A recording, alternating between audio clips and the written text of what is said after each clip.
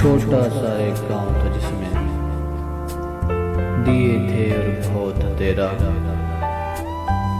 बहुत सजग थे, थोड़े घर थे जिनको दूरी ने घेरा। इतनी बड़ी तन्हाई थी जिसमें जागता रहता था दिल मेरा। बहुत कदीम फराग था जिसमें एक मुकर्रर हद से आगे सोच न सकता था दिल मेरा।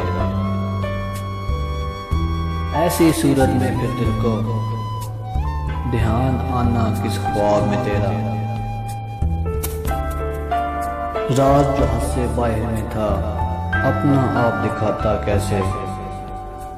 सपने की भी हद थी आखिर, सपना आके जाता कैसे।